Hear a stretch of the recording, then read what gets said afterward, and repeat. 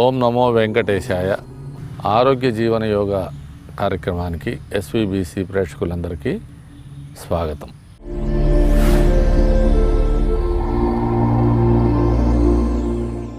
మనం కార్యక్రమాన్ని గురు ప్రార్థనతో ప్రారంభిద్దాం. ఓం గురుర్ బ్రహ్మ గురుర్ విష్ణు గురుర్దేవో మహేశ్వర గురు సాక్షాత్ పరబ్రహ్మం తస్మై శ్రీ గురవే నమః.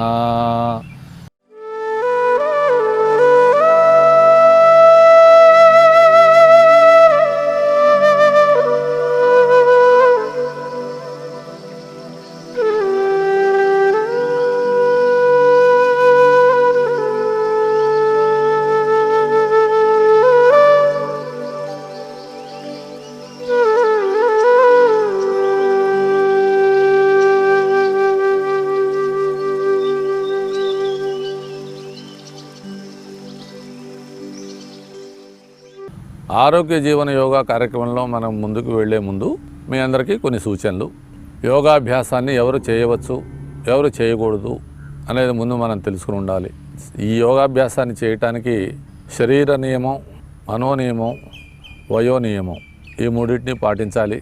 ఎవరైతే శరీర ధర్మం, మనోధర్మం, వయోధర్మాన్ని తెలుసుకోకుండా యోగాభ్యాసం చేస్తారో వారికి కొన్ని సమస్యలు వస్తాయి. అందుకని ఆపరేషన్స్ అయిన వాళ్ళు, ఇంటర్నల్ స్టిచెస్ ఉన్నవాళ్ళు, యాంజియోప్లాస్టీ, స్టంటు లాంటి ఆపరేషన్స్ గురైన వాళ్ళు, పేగులకు సంబంధించిన సమస్యలు ఉన్నవాళ్ళు, హైడ్రోసిల్ లాంటి ఆపరేషన్స్ అయిన వారు, హై బీపీ బాగా ఎక్కువ ఉన్నవారు, ఇటువంటి వారు డాక్టర్ల సూచనల సలహా మేరకు ఏ యోగాభ్యాసాలు ఆచరించవచ్చో తెలుసుకోవాలి.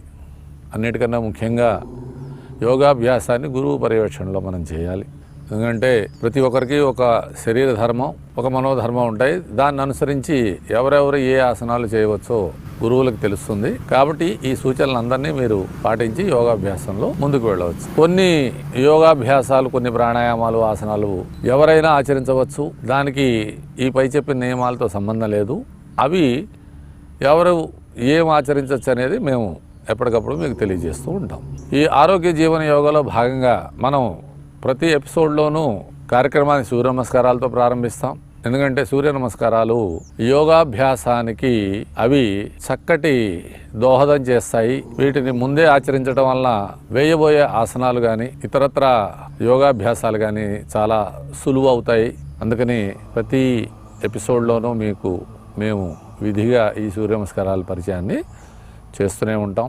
అలాగే యోగాభ్యాసంలో మనం ఇంతకుముందు తెలియజేసుకున్నట్టుగా దీంట్లో పెద్ద అభ్యాసాలు, చిన్న అభ్యాసాలు అంటూ కేటగిరీస్ ఏమి ఉండవు. ఎందుకంటే యోగాభ్యాసంలో ఉండే అన్ని ఆసనాలు కానీ, ప్రాణాయామాలు కానీ, బంధాలు కానీ, ముద్రలు కానీ ఏమైనా సరే అవి సోమాటిక్ ఎఫెక్ట్ని కలిగి ఉంటాయి. అంటే ఇవి కేవలం ఫిజికల్ ఎక్సర్సైజెస్ కాదు, అవి శరీరం మీద, మనసు మీద ఏకకాలంలో ప్రభావం చూపిస్తూ శరీరంలో ఉండే సమస్త గ్రంథులని యాక్టివేట్ చేస్తూ క్రమబద్ధీకరిస్తాయి. కనుక యోగాభ్యాసం చేసే వారికి ఈ నరాల, నాడుల, గ్రంథుల మధ్య ఏర్పడే సమన్వయం వలన చక్కటి మానసిక శాంతి, శారీరకమైన ఉల్లాసము, చురుకుదనము ఇటువంటివన్నీ కూడా కలుగుతాయి. ఇది వైద్య విధానం కాదు. ఏ వైద్యానికి ఇది ఆల్టర్నేటివ్ మెడిసిన్ కాదు. యోగాభ్యాసం నిత్య జీవితంలో భాగంగా అయినప్పుడు శరీరం ఏకమొత్తంగా అన్ని అవయవాలు సమన్వయం చెందటం వలన మనకి చక్కటి ఆరోగ్య భావన కలుగుతుంది. ఈ కార్యక్రమంలో భాగంగా మీకు చాలా సింపుల్గా కనబడే కొన్ని ఆసనాలని మేము పరిచయం చేయబోతున్నాం. ఆ ఆసనాలు పర్వతాసనం, అందులో ఉండే వేరియేషన్స్, అలాగే విస్తృత పద్మాసనం, యోగ ముద్రాసనం, శశాంక ఆసనం, అలాగే మండూక ఆసనం. ఇవి ఏ వయసు వారైనా కూడా ఆచరించవచ్చు. కేవలం పద్మాసనంలో మాత్రమే చేయవలెను అనే నియమం మాత్రం లేదు. వయసు పెద్దగా ఉండేవారు వీటిని కుర్చీలో కూర్చుని కానీ, లేదా బెడ్ మీద కూర్చుని కానీ కూడా చేయొచ్చు. వారి వారి సౌకర్యాన్ని అనుసరించి వారు ఈ ఆసనాలను అభ్యసించవచ్చు. ఫలితాన్ని మాత్రం అందరికీ సమానంగానే ఉంటుంది. మేము పైన సూచించిన నియమాల్ని పాటిస్తూ మీరు ఈ యోగాభ్యాసాన్ని ఆచరిస్తారని ఆశిస్తూ ఈరోజు మీకు ఈ ఆసనాల పరిచయం సూర్య నమస్కారాలతో మేము ప్రారంభించబోతున్నాం.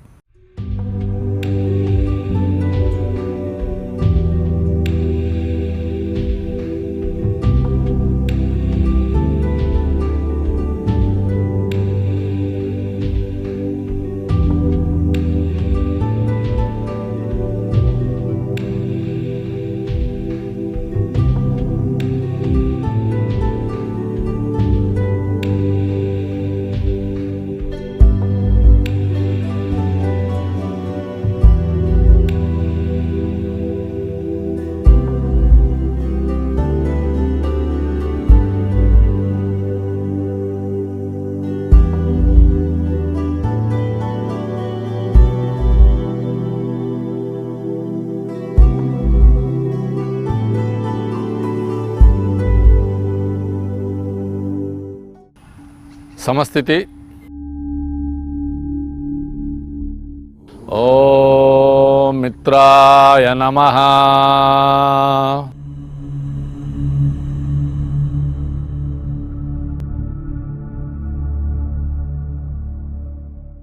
ఓం రవయే నమః.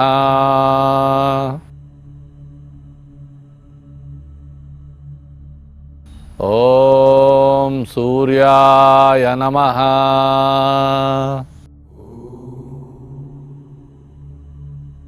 ఓం భానవే నమః.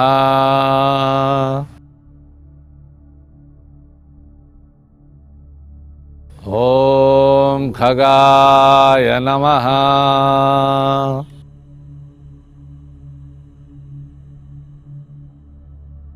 ఓం పూష్ణే నమః.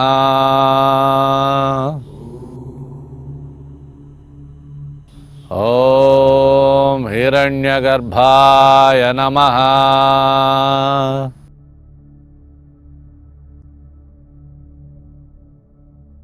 ఓం మరీచయే నమః.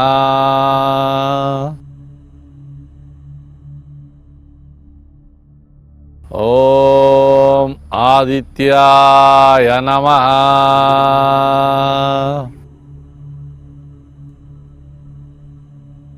ఓం సవిత్రే నమః.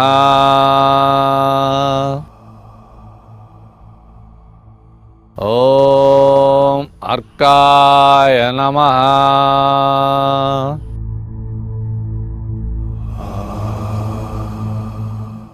ఓం భాస్కరాయ నమః.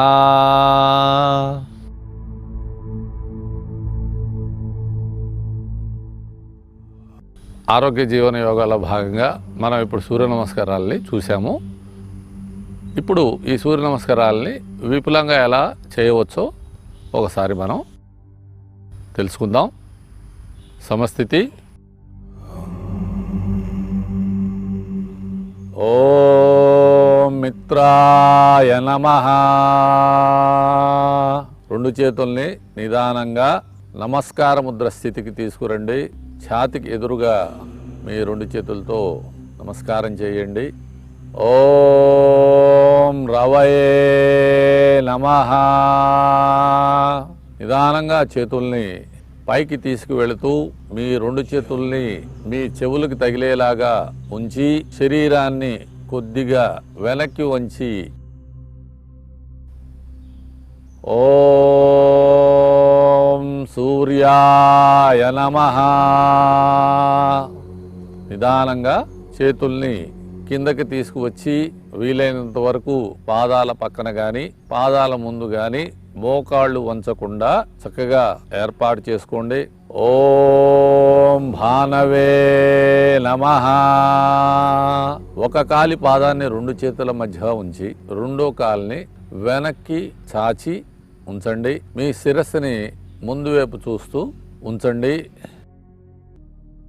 ఓం ఖగాయ నమః. రెండో కాలి పాదాన్ని కూడా వెనక పాదానికి జత చేర్చి శరీరాన్ని దండాకార స్థితిలో ఉంచండి. ఎగుడు దిగుడు లేకుండా సమానంగా ఉండేలా చూసుకోండి.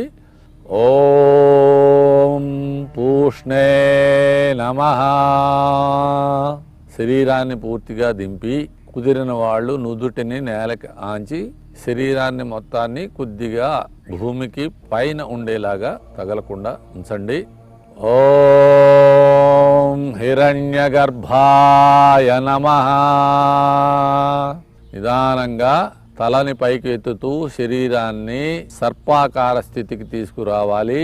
వీలైనంత వరకు మెడకాయని వెనక్కి వంచి పైకి చూడటానికి ప్రయత్నం చేయాలి. వెనక పాదాలని కలిపి ఉంచాలి. బొటన వేళ్ళని బయటకు పెట్టాలి. ఓం మరీచయే నమః.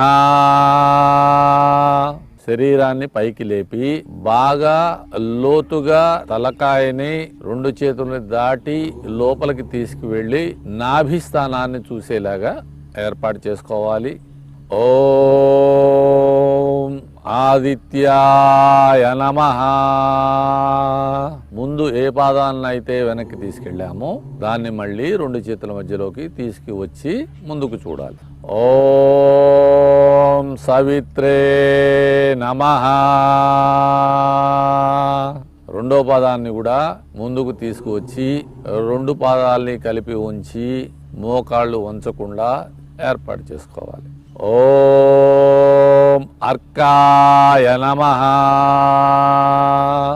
రెండు చేతుల్ని కిందే జత చేసి నమస్కార స్థితిలో నిదానంగా పైకి తీసుకువచ్చి మరలా మీ రెండు చేతులు చెవులకు తగిలేలాగా ఉంచుకుని కొద్దిగా వెనక్కి వంగి పైకి చూడాలి. ఓం భాస్కరాయ నమః.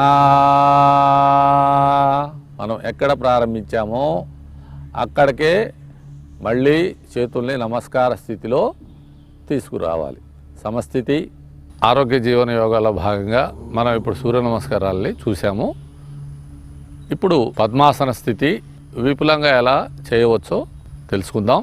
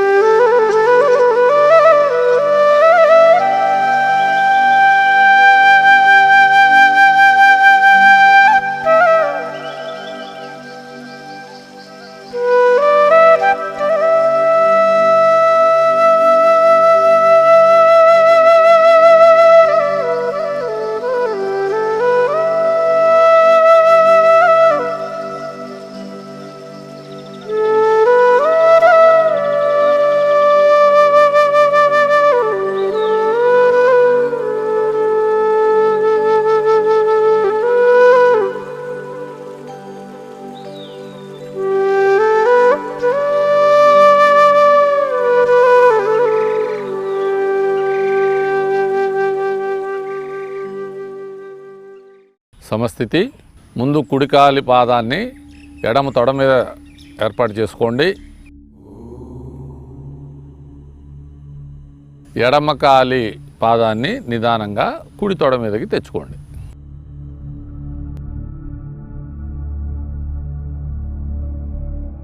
పర్వతాసనం. దీంట్లో భాగంగా మనం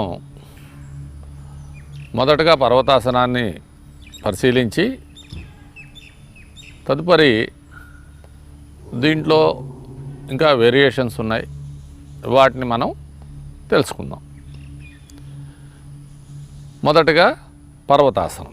ఇది బద్ధకాన్ని పోగొడుతుంది.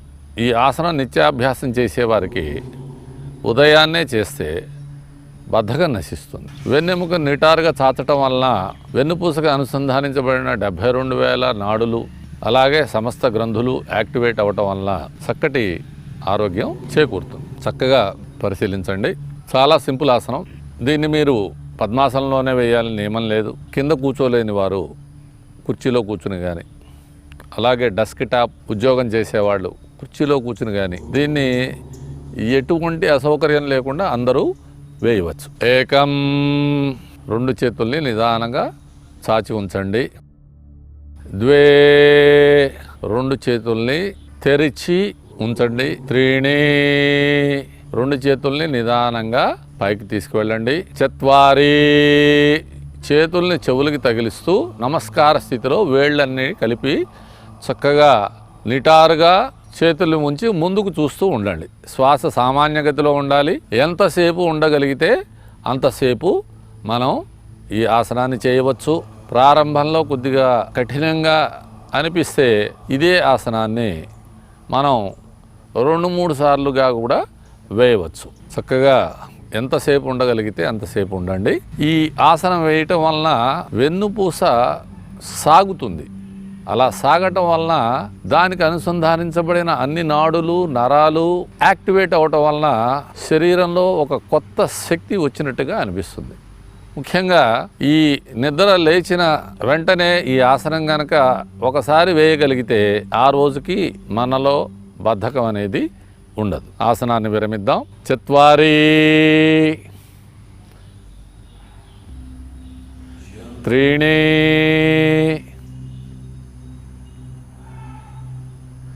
ద్వే, ఏకం.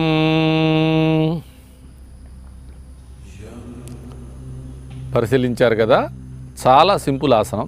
చాలామందికి ఒక అపోహ ఉంది, యోగాసనాలు చాలా కఠినమైన వేస్తే ఉత్తమమైన ఫలితం, చాలా సింపుల్ వేస్తే తక్కువ ఫలితం అనే ఒక దురభిప్రాయం ఉంది. యోగాభ్యాసం వ్యాయామం కాదు, ఇది ఎంత కఠినంగా వేస్తే అంత తక్కువ ఫలితం వస్తుంది. దీంట్లో మెయిన్గా మనం గ్రహించాల్సిన విషయం, ఇది డైరెక్ట్గా గ్రంథుల మీద ప్రభావం చూపిస్తుంది. అలాగే నరాల వ్యవస్థ, నాడుల వ్యవస్థని బలోపేతం చేస్తుంది. కాబట్టి ఆసనాల్లో మనం పెద్దవి చేస్తున్నావా చిన్నవి చేస్తున్నావా అనే వ్యత్యాసం చూపించే బదులు వేసిన ఆసనాన్ని సౌకర్యవంతంగా వేయాలి. ఎక్కడ కష్టపడకూడదు, నిదానంగా శ్వాసని గమనిస్తూ చేయాలి. ఇప్పుడు ఇదే ఆసనాన్ని మనం ఇంకో వేరియేషన్లో ఎలా చేయవచ్చో ఒకసారి పరిశీలిద్దాం. దీంట్లో మన వెన్నెముకని అన్ని వైపులా తిప్పడం వలన చక్కగా అన్ని నాడులు అన్ని గ్రంథులు యాక్టివేట్ అవుతాయి. ఒకసారి ఈ వేరియేషన్ కూడా పరిశీలిద్దాం. సమస్థితి. ఏకం, చేతులు చాచి ఉంచండి. ద్వే, రెండు చేతుల్ని పైకి తీసుకువెళ్ళండి. త్రీణి, నిదానంగా పైకి తీసుకువెళ్తూ చక్కగా 2 అరచేతులు ఎదురుబెదురుగా ఉండేలా ఉంచుకోండి. చత్వారి, 2 అరచేతుల్ని వెనక్కి మడిచి పైకి ఉంచండి. ఈ స్థితిలో మనం ఒకసారి కుడివైపు, ఒకసారి ఎడం వైపు, ఒకసారి కుడివైపు వెనక్కి, ఒకసారి ఎడం వైపు వెనక్కి మనం శరీరాన్ని వంచుతాం. ఏకం, చక్కగా కుడివైపునే మీరు వంగి కొద్దిగా వాల్చి శరీరాన్ని ఉంచండి. ఇప్పుడు వెన్నుపూస వంగుతుంది, ఎడమ పక్కటి ఎముకలు కొద్దిగా సాగుతాయి. సామాన్య శ్వాస స్థితిలో కొద్దిసేపు ఉండి ద్వే, మళ్ళీ స్ట్రైట్కి రండి. త్రీణి, ఇప్పుడు ఎడం వైపు నిదానంగా కొద్దిసేపు వంగి ఉంచుతాం.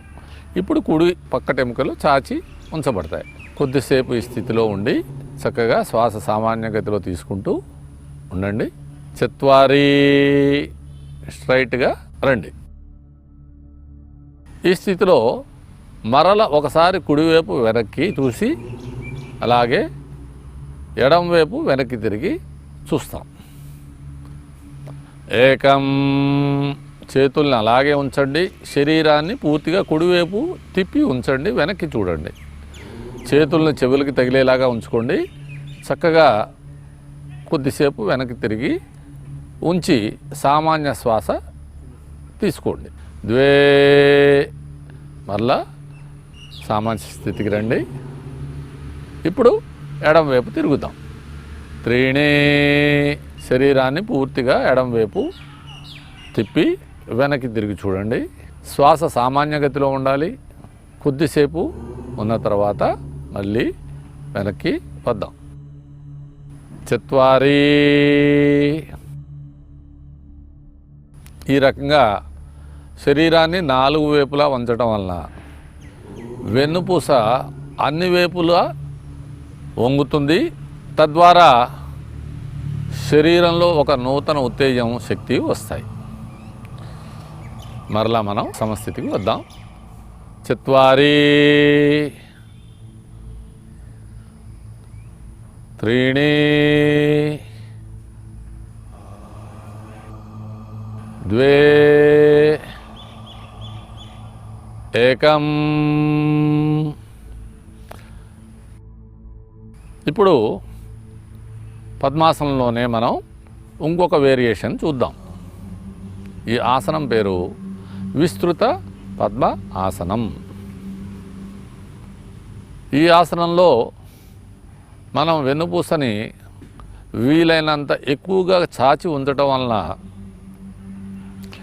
ఈ వెన్నుపూసకి అనుసంధానించబడిన సమస్త నాడులు, నరాలు, గ్రంథులు యాక్టివేట్ అవుతాయి. అలాగే శ్వాస గతిని మనం సామాన్యంగా ఈ ఆసనంలో ఉంచుకోవడం ద్వారా మనం చక్కటి ఉపయోగకరమైన ఫలితాన్ని మనం పొందవచ్చు. నిదానంగా చూడండి. ఏకం. రెండు చేతుల్ని చాచి ముందుకు ఉంచుకోండి. ద్వే. రెండు అరచేతుల్ని మోకాళ్ళ ముందు ఏర్పాటు చేసుకోండి. రెండు అరచేతుల్ని మోకాళ్ళ డైరెక్షన్లో మనం చాచి ఉంచుతాము. పూర్తిగా శ్వాస వదులుతూ ముందుకు వెళ్తాం. త్రీణి. శ్వాస వదులుతూ ముందుకు రండి. చేతులను వీలైనంత వరకు చాచి ఉంచండి, ముందుకు చూడండి. చత్వారి. తలని పూర్తిగా నేలకి అంచి ఉంచండి. ఈ స్థితిలో వెన్నుపూస పూర్తిగా సాగుతుంది. అలా సాగటం వల్ల వెన్నుపూస చక్కగా బలంగాను దృఢంగాను తయారవుతుంది. ఇది ఏ వయసు వారైనా చేయగలిగిన అతి సులభమైన ఆసనం. మరలా సమస్థితికి వద్దాం. చత్వారి. తలను ముందుకి ఉంచండి. త్రీణి. శ్వాసను తీసుకుంటూ నిదానంగా వెనక్కి రండి. ద్వే. ఏకం. చక్కగా సమస్థితిలో ఉండండి. మనం ఇప్పుడు పర్వతాసనం, అందులో భాగంగా ఉండే వేరియేషన్స్, అలాగే విస్తృత పద్మాసనం ఇప్పటిదాకా చూసాము. ఇప్పుడు మనం యోగ ముద్రాసనం అనే ఒక కొత్త ఆసనాన్ని కూడా మనం తెలుసుకుందాం. చాలా సింపుల్ ఆసనం. ఈ యోగ ముద్రాసనం అనేది పేరుకి ఆసనమైన ఇది ముద్ర. ముద్రల వలన మనకి కలిగే లాభం ఆసనాల కన్నా చాలా ఎక్కువగా ఉంటుంది. ఈ యోగ ముద్రాసనం వేయటం వలన మనకి ఈ శరీరంలో కడుపులో ఉన్న డక్ట్లెస్ గ్లాండ్స్ ఏవైతే ఉన్నాయో అవి చక్కగా వాటి స్రావాలు విడుదల చేయడం వలన హార్మోనియల్ బ్యాలెన్స్ ఏర్పడుతుంది. చాలా సింపుల్ ఆసనం, ఎవరైనా వేయగలిగినది. ఒకసారి పరిశీలిద్దాం. ఇప్పుడు మనం ఈ యోగముద్రాసనాన్ని ఎలా చేయవచ్చో పరిశీలిద్దాం. సమస్థితి. ఏకం. రెండు చేతుల్ని చక్కగా చాచి ఉంచండి. ద్వే. మీ కుడి చేతి మణికట్టుని ఎడం చేత్తో వెనకాల పట్టుకుని ఉంచండి. సింపుల్గా బిగించవద్దు, కేవలం పట్టుకోవాలి అంతే. త్రీణి. శ్వాస వదులుతూ ముందుకు రండి. చత్వారి. నిదానంగా నుదుటిని నేలకి అంచి ఉంచండి. సామాన్య శ్వాస స్థితిలో ఉండాలి. ఈ యోగ ముద్రాసనం వేసేటప్పుడు ఈ రెండు కాళ్ళ మడమలు పొట్టకి రెండు వైపులా ఒత్తటం వలన మలబద్ధక నివారణ కూడా జరుగుతుంది. చాలా ఉత్తమమైన ముద్ర. ఎంతసేపు వీలైతే అంతసేపు ఈ ముద్రాస్థితిలో ఉండి మరలా వెనక్కి వద్దాం. చత్వారి. త్రీణి. ద్వే. ఏకం.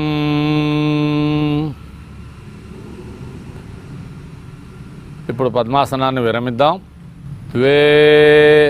ఎడమకాలి పాదాన్ని చాచి ఉంచండి. ఏకం. రెండు పాదాలని కొద్దిసేపు రిలాక్స్ చేయండి. ఆసనాల మధ్యలో కాళ్ళ నొప్పులు పాదాల నొప్పులు వచ్చినప్పుడు ఈ పాదాలని కొద్దిగా క్లాక్ వైజ్గా యాంటీ క్లాక్ వైజ్గా తిప్పుతూ రిలాక్స్ చేసుకుంటూ మనం ముందుకు వెళ్ళాలి. ఆసనాలు ఎప్పుడూ కూడా బాధ పుట్టేలాగా కష్టపడేలాగా వ్యాయామంలాగా మనం చేయకూడదు. చక్కగా రిలాక్స్డ్గా సౌకర్యవంతంగా మనం యోగాభ్యాసం చేయాలి. ఇప్పుడు మనం వజ్రాసనంలో ఒక 2 ఆసనాలు ఇవాళ నేర్చుకుందాం. యోగాభ్యాసంలో సౌకర్యం ఏమంటే చాలా సింపుల్గా కనపడే ఆసనాల ద్వారా మనం అత్యుత్తమమైన ఫలితాలని సాధించవచ్చు. అలాగా చాలా సింపుల్గా కనపడి చాలా ఉత్తమమైన ఫలితాన్ని ఇచ్చే 2 ఆసనాల్ని ఈరోజు మీకు వజ్రాసనంలో మేము పరిచయం చేస్తున్నాం. పరిశీలించండి. సమస్థితి. వజ్రాసనంలోకి వెళ్దాం. ఏకం. కుడికాలి పాదాన్ని వెనక్కి మడిచి ఉంచండి. Body weight shift. ద్వే. రెండో కాలి పాదాన్ని కూడా చక్కగా బొటన వేళ్ళని కలిపి ఉంచి మడమల మీద కాకుండా మడమల మధ్యలో కూర్చోండి. ఇప్పుడు ఈ స్థితిలో ఉన్నప్పుడు మనం శశాంక ఆసనం అనేది ఎలా చేయాలో చూద్దాం. శశాంకము అంటే చంద్రుడు, అలాగే శశాంకము అంటే కుందేలు, అంటే ఇది ర్యాబిట్ పోజ్ అన్నమాట. ఈ ఆసనం వెన్నుపూసను పూర్తిగా చాచి ఉంచుతుంది. అలాగే బాగా ముందుకు వంగిన స్థితిలో ఉంచటం వలన ఈ రక్త ప్రసరణ ఎక్కువగా ముఖం వైపు జరగటం వలన ముఖంలో కాంతి, అలాగే ధారణ శక్తి ఇవన్నీ అభివృద్ధి చెందుతాయి. మొహంలో ఒక చక్కటి వెలుగు మనకి ఈ అభ్యాసం నిరంతరం చేసే వాళ్ళకి పెరుగుతుంది. చాలా సింపుల్ ఆసనం. ఒకసారి మనం ఆసన స్థితిలోకి వెళ్దాం. ఏకం. 2 చేతులను చాచి ఉంచండి. ద్వే. 2 అరచేతుల్ని మీ మోకాళ్ళ ముందు ఉంచుకోండి. కుడి అరచేతిని కుడి పాదం ముందు, ఎడమ అరచేతిని ఎడమ పాదం ముందు.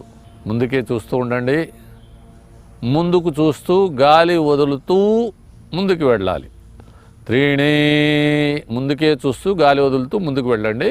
చేతులు వీలైనంత వరకు చాచి ఉంచండి. ఎక్కడ చేతుల్లో వంపు లేకుండా ఉంచండి. ముందుకు చూస్తూ ఉండండి. 4. నుదుటిని నేలకి ఆంచి ఉంచండి. సౌకర్యవంతంగా ఎంతవరకు చేయగలమో అంతవరకే మనం ఆసన స్థితిలో ఉంటాం. ఆసనాల ప్రారంభంలో మనం కాలపరిమితి చూసుకోకుండా నొప్పి పుట్టకుండా 1కి 2, 3 సార్లు అభ్యాసం చేయటం వలన శరీరం యోగాభ్యాసానికి అలవాటు పడుతుంది. క్రమేణా మనం కాలపరిమితిని పెంచుకోవడం వలన ఆసనాల వలన ఉత్తమ ఫలితాలను మనం పొందవచ్చు. 4. ముందుకు చూడండి. 3. గాలి తీసుకుంటూ చేతుల్ని మోకాళ్ళ ముందు ఉంచుకోండి. 2. 2 చేతుల్ని భుజాలకి సమాంతరంగా తెచ్చుకోండి. ఏకం. సమస్థితి. చాలా సింపుల్ ఆసనం, కానీ చాలా ప్రయోజనవంతమైంది. వెన్నుపూస పూర్తిగా సాగటం వలన దానికి అనుసంధానించబడిన అన్ని గ్రంథులు, కిడ్నీసు, లివరు, ప్యాంక్రియాస్ లాంటి అన్ని గ్రంథులు కూడా చక్కగా ప్రభావితం అవుతాయి. ముఖ్యంగా ఈ ఉదరాన్ని, కడుపుని ముందుకి వంచి ఉంచడం వలన ఈ కడుపులో ఉండే అంతరవయవాలన్నీ కూడా గట్టిగా బలపడతాయి. అలాగే ఇంకో చాలా సింపుల్ ఆసనం ఈరోజు మనం ఈ వజ్రాసనంలో చూద్దాం. ఈ ఆసనం వల్ల ప్రయోజనం ముఖ్యంగా ఆస్మా పేషెంట్లకి ఎక్కువగా ఉంటుంది. యోగాభ్యాసంలో ఛాతీని విప్పార్చే ఏ ఆసనమైనా సరే ఆస్మా పేషెంట్లకి చాలా చక్కటి రిలీఫ్ని ఇస్తుంది. అటువంటి ఆసనాలు చాలా ఉన్నాయి. అందులో చాలా సరళమైన ఆసనం, చాలా సింపుల్గా వేయగలిగిన ఆసనం ఈ మండూకాసనం. ప్రతిరోజు అభ్యాసం చేయడం వలన యాస్మాటిక్ పేషెంట్స్ కానీ, లంగ్స్కి సంబంధించిన సమస్యలు ఉన్న వాళ్ళు, ఇతరత్ర ఏ సమస్య ఉన్నా కూడా ఇది చక్కటి రిలీఫ్ ఇస్తుంది. ఒకసారి మనం పరిశీలిద్దాం. ఏకం, 2 చేతుల్ని చాచి ఉంచండి, భుజాలకు సమాంతరంగా ఉంచండి. ద్వే, 2 చేతుల్ని పైకి తీసుకెళ్ళండి. త్రీణి, క్రాస్ హ్యాండ్స్, కుడి చేత్తో ఎడమ చేత్తో కుడి భుజమని పట్టుకుని ఉంచండి, క్రాస్ హ్యాండ్స్లో ఉంచండి చక్కగా. చత్వారి, పూర్తిగా తలని వెనక్కి వంచి వీలైనంత పైకి చూడండి. ఈ స్థితిలో ఛాతీ మ్యాక్సిమం విప్పారటం వల్ల లంగ్స్ బలోపేతం అవుతాయి. ఈ ఊపిరితిత్తులు ఎప్పుడైతే బలోపేతం అవుతాయో ఆస్మాటిక్ పేషెంట్లకి ఇది చక్కటి రిలీఫ్ ఇస్తుంది. ప్రతిరోజు అభ్యాసించడం వల్ల ఈ ఆసనం ఆస్మాటిక్ పేషెంట్లకి ఒక గొప్ప వరం లాంటిది. కొద్దిసేపు ఈ స్థితిలో ఉన్న తర్వాత మనం విరమిద్దాం. ఆసనాలు ఎప్పుడూ కష్టపడి శ్రమతో మనం అభ్యసించకూడదు. శ్వాస గతిని గమనించుకుంటూ ఉండాలి. మనం తప్పు చేసినప్పుడు శ్వాస కష్టంగా అనిపిస్తుంది. అటువంటి స్థితిలో మనం ఆసనాన్ని విరమించాలి. అట్లా మనం సామాన్య స్థితికి వద్దాం. చత్వారి, ముందుకు చూడండి. త్రీణి, 2 చేతుల్ని పైకి ఉంచండి. ద్వే, భుజాలకి సమాంతరంగా తెచ్చుకుంటూ ఏకం, సమస్థితిలోకి తెచ్చుకోండి. ఇప్పుడు వజ్రాసనాన్ని మనం విరమిద్దాం. ఏకం,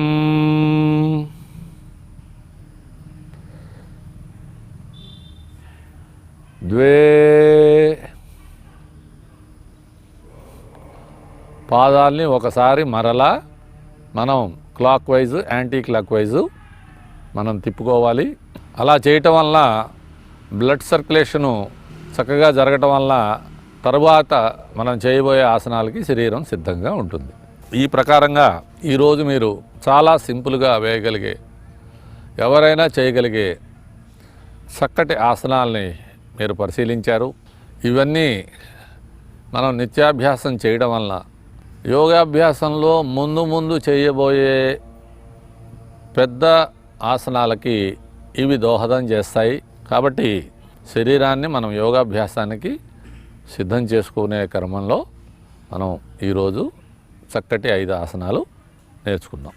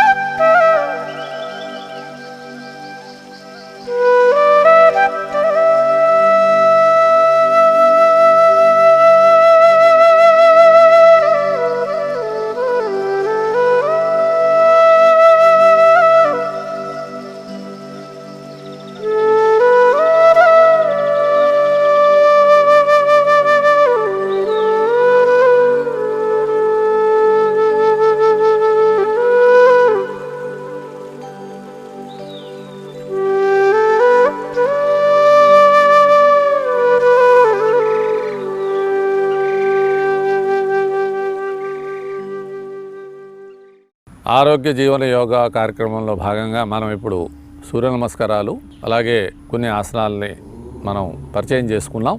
అలాగే ఈ కార్యక్రమంలో భాగంగా మనం ప్రతి ఎపిసోడ్లోనూ కొన్ని ఆరోగ్యపరమైన అంశాలని చర్చిస్తున్నాం.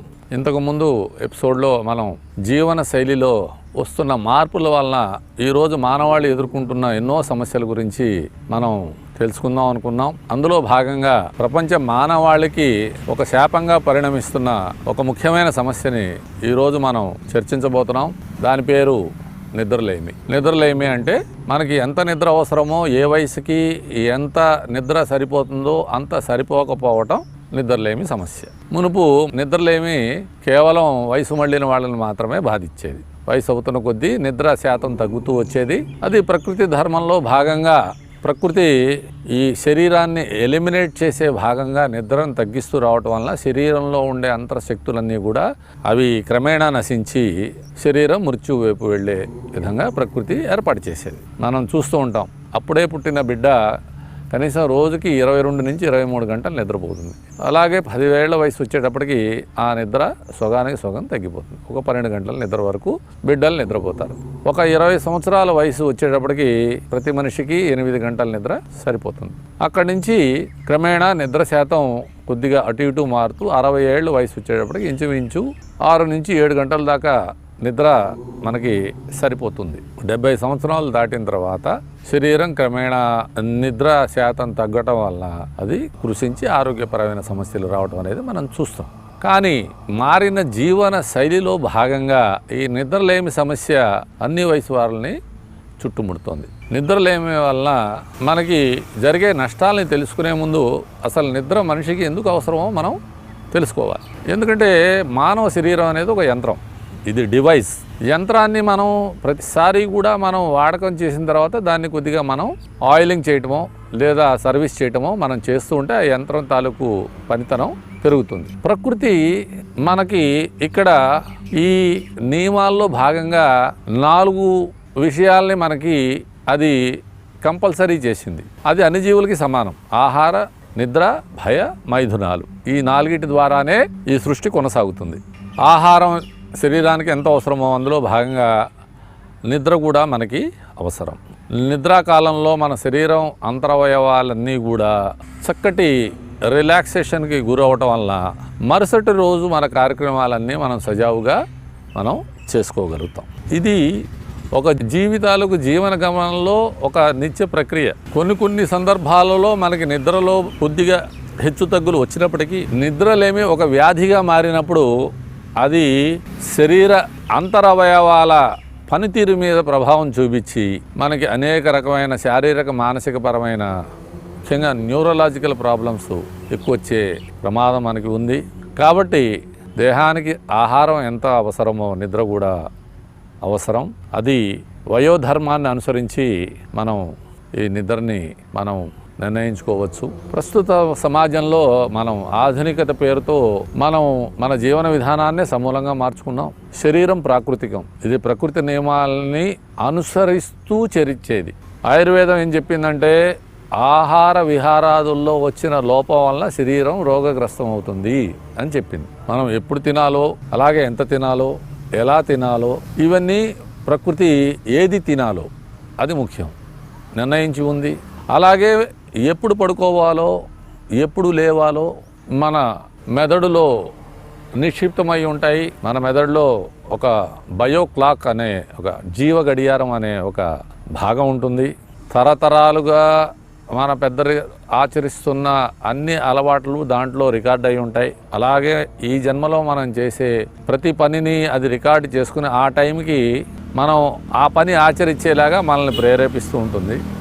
అది ఎలాగంటే నీరు శాతం శరీరంలో తగ్గినప్పుడు దాహం రూపంలోను, అలాగే ఆహారం అవసరమైనప్పుడు ఆకలి రూపంలోను, అలాగే నిద్ర అవసరమైనప్పుడు మనకి అది కొన్ని సూచనలు చేస్తుంది. మనం దాన్ని అతిక్రమించి దాన్ని భంగపరిచి లేదా దాన్ని భంగపరిచే భిన్నమైన అలవాట్లు చేసుకోవడం ద్వారా నిద్రకి దూరం అయ్యే పరిస్థితి ఇప్పుడు ఉంది.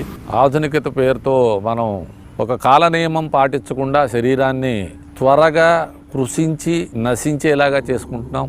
ప్రాకృతికమైన అనేక మార్పులు మన చుట్టూ ఏర్పడిన పరిస్థితులు కొంతవరకు మన శరీర ధర్మం మీద ప్రభావం చూపిస్తూ కొంత నిద్రలేమికి కారణం అయినప్పటికీ మన దైనందిన జీవితంలో మనం చేసుకుంటున్న అలవాట్ల వలన మనం ఈ నిద్రలేమికి గురవుతున్నాం.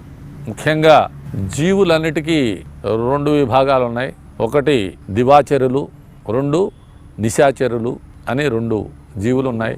దివాచరులు అంటే పగలంతా తిరిగి పగలంతా పనిచేసి పగలంతా శ్రమ చేసి రాత్రిపూట పడుకునే జీవులు. రెండోది నిశాచరులు. అవి పగలంతా నిద్రపోయి పగలంతా విశ్రాంతి తీసుకుని రాత్రి మాత్రమే చేరిచ్చేవి. ఇవి వాటి నియమాన్ని అనుసరిస్తూ ప్రకృతికి భిన్నంగా వెళ్లకుండా వాటి జీవనాన్ని గడుపుతాయి. కేవలం మానవుడికే ఈ నిద్రలేమి సమస్య ఉన్నది. కారణం మనం అటు దివాచరులం ఇటు నిశాచరులం కాకుండా ఇప్పుడు అధమాచరులం అయిపోయాం. మనం ఎప్పుడు పడుకోవాలో అప్పుడు పడుకోము, ఎప్పుడు పడుకోకూడదో అప్పుడు పడుకుంటాం.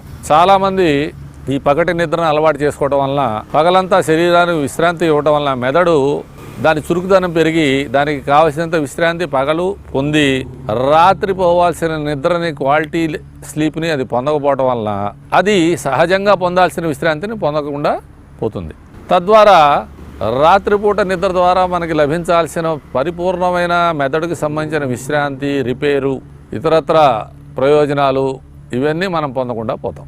అలా రాత్రి నిద్ర సరిగా పోకపోవడం వలన మర్నాడు మనం పగలే నిద్రపోయి ఈ సైకిల్ని కంటిన్యూ చేసి శరీరాన్ని త్వరగా రోగగ్రస్తం వైపు తీసుకెళ్లేలాగా మనం చేస్తాం. ఆయుర్వేదం పగటి నిద్ర వల్ల త్రిగుణాలు ప్రకోపించడం వల్ల శరీరం రోగగ్రస్తం అవుతుంది అని తెలియజేసింది. ఇక్కడ త్రిగుణాలు అంటే వాత, పిత్త, కఫ గుణాలు.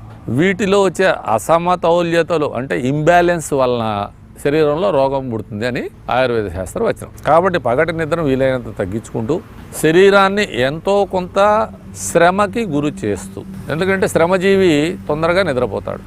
శ్రమ చేయటం వల్ల శరీర అంతర్గ్రంథుల స్రావం చక్కగా జరిగి రాత్రిపూట మన నిద్రకి కావాల్సిన సెరిటోనిన్, మెలటోనిన్ లాంటి కొన్ని మెదడులో గ్రంథులు నిద్రకి దోహదం అయ్యేవి చక్కగా స్రవించడం వల్ల మనకి చక్కటి నిద్ర పడుతుంది. మన పూర్వీకులకి రాత్రిపూట గ్రంథ పఠనం, అలాగే సత్కథా కాలక్షేపం ఇలాంటి మంచి అలవాట్లు ఉండేవి. వాటి వల్ల ఆ పుస్తకాలు చదువుతూ లేదా ఆ కథలు తెలుసుకుంటూ వారు త్వరగా నిద్రలోకి జారుకునేవారు. కాలగతి మారింది. ఇప్పుడు మనల్ని యంత్రాలు నడిపిస్తున్నాయి, మన జీవన గమనాన్ని అవే నిర్దేశిస్తున్నాయి. మనం వాడే డివైజెస్, సెల్ ఫోన్లు, స్మార్ట్ ఫోన్లు, వీటన్నిటి వలన వాటి నుంచి వచ్చే రేడియేషన్ వలన, ఆ బ్లూ లైట్ వలన బ్రెయిన్లో ఉండే న్యూరాన్స్ యాక్టివేట్ అయ్యి అవి ఆ యాక్టివేషన్లోనే ఉండటం వలన మెదడు విశ్రాంతి వైపు మళ్ళటం చాలా టైం తీసుకుంటోంది. అలాగే కంటిన్యూస్గా రాత్రిపూట ఎక్కువసేపు టీవీ చూడటం వల్ల ఆ టీవీలోంచి వచ్చే రేడియేషన్ కానీ ఆ లైట్ ప్రభావం వలన మెదడు విశ్రాంతి తీసుకునే శక్తిని కోల్పోతుంది. ఎప్పుడైతే మనం ఇలాంటి అలవాట్లతో పాటు రాత్రిపూట కాఫీలు, టీలు నర్వస్ సిస్టమ్ని యాక్టివేట్ చేసే అన్ని రకాల అలవాట్లు మనల్ని నిద్ర నుంచి దూరం చేస్తాయి. రాత్రిపూట నిద్రకు ముందు నరాలు విశ్రాంతి స్థితిలో ఉండాలి, అప్పుడు తొందరగా నిద్రలోకి వెళ్తాం. వీటన్నిటి వల్ల మనం ఆ నరాల్ని యాక్టివేట్ చేసే స్థితిలో ఉంచడం వల్ల అవి క్రమేణా నిద్రలోకి జారుకోవడానికి చాలా టైం తీసుకుంటాం. ప్రాకృతిక నియమం ప్రకారం భారతదేశం లాంటి దేశాల్లో, అంటే పగలు రాత్రి సమస్థితిలో ఉండే దేశాల్లో నిద్ర అనేది అర్ధరాత్రికి ముందు ఎంత ఎక్కువసేపు పడుకోగలిగితే అంత ఉత్తమం. రాత్రి 12 లోపు ఒక 3-4 గంటల నిద్ర చక్కటి విశ్రాంతిని మనకి ప్రసాదిస్తుంది. మనం 12 గంటలు పడుకుంటే ఆ 12 గంటల తర్వాత పొందే నిద్ర ఈ 12 గంటల ముందు మనం పొందే నిద్రకి డబల్ అయితే కానీ దానికి అది సమానం కాదు. అంటే అర్ధరాత్రికి ముందు 3 గంటలు నిద్రపోతే అదే అర్ధరాత్రి తర్వాత 6 గంటలు నిద్రపోతే కానీ ఆ 3 గంటలకి సమానం కాదు. అంటే అర్ధరాత్రి తర్వాత 6 గంటలు నిద్రపోయినా అది 3 గంటలకే సమానం. అప్పుడు మనకి పొద్దునే ఫ్రెష్గా ఎలా ఉంటుంది, శరీరం రిపేర్ ఎలా చేసుకుంటుంది. ఇది ప్రాకృతిక నియమం.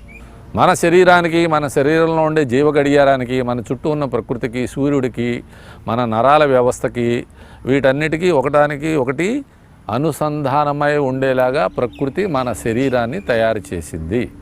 ఒక్క మనిషి తప్పితే సమస్త జీవులు ప్రాకృతిక నియమాలు ఆచరిస్తాయి. కాబట్టి వాటికి ఇటువంటి సమస్య లేదు. కేవలం మానవాళి మాత్రమే ఈ నిద్రలేమి సమస్యను ఎదుర్కోవడం ద్వారా తమ ఆయుష్ని తామే తగ్గించుకుంటూ తమ శరీరంలో ఉండే అంతర్గత నాడీ గ్రంథి వ్యవస్థలన్నింటినీ కూడా అస్తవ్యస్తం చేసుకుంటూ నిద్రకు దూరం అవుతూ త్వరగా ముసలితనానికి, త్వరగా ఆయుష్యడానికి మనల్ని మనమే ముందుకు తీసుకెళ్తున్నాం. మరి నిద్రలేమిని పోగొట్టిన మార్గాలు ఏంటి?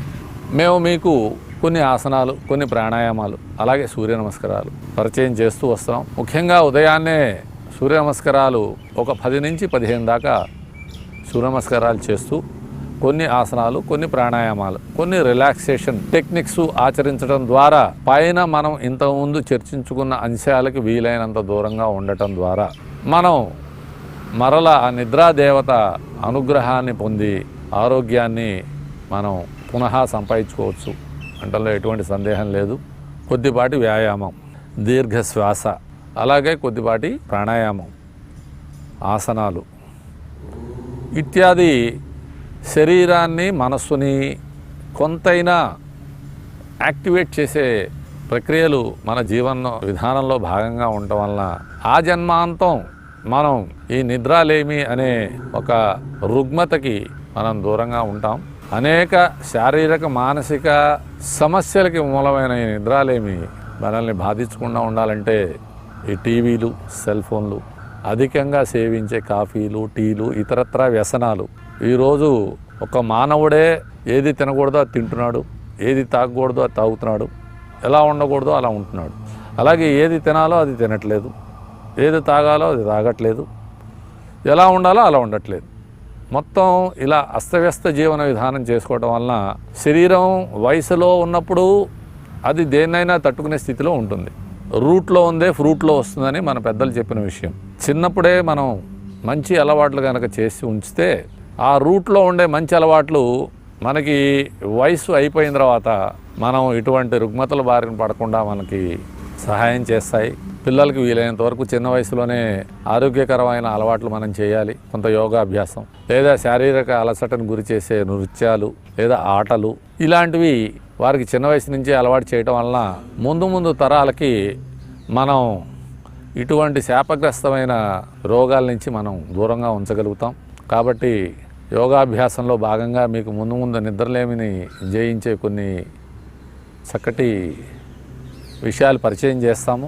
మీరు కూడా మీ శరీరం యొక్క, మనస్సు యొక్క ఆరోగ్యాన్ని దృష్టిలో పెట్టుకుని వీటి నుంచి మీరు దూరంగా ఉంటూ మీ తర్వాత తరాన్ని కూడా మంచి అలవాట్ల వైపు మళ్ళిస్తూ మన తర్వాత తరం మనకన్నా బలంగా తయారవ్వాలని కోరుకుంటూ అటువంటి అనుగ్రహం మనకి ఆ అఖిలాండ కోటి బ్రహ్మాండ నాయకుడైన శ్రీనివాసుడు మనకి అనుగ్రహించాలని ప్రార్థిస్తూ సర్వే భవంతు సుఖినః, సర్వే సంతు నిరామయ, సర్వే భద్రాణి పశ్యంతు, మా కశ్చిత్ దుఃఖభాగ్ భవేత్.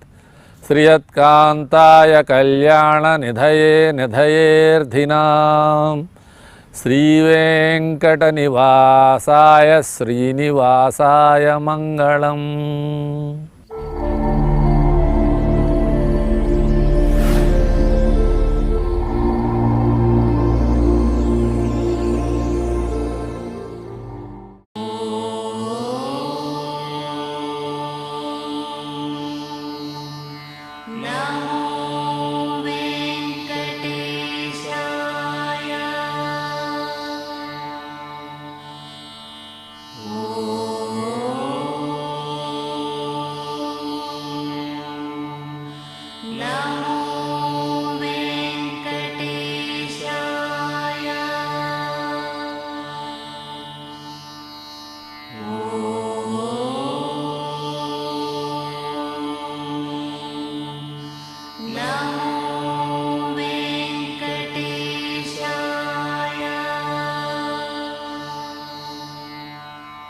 Oh.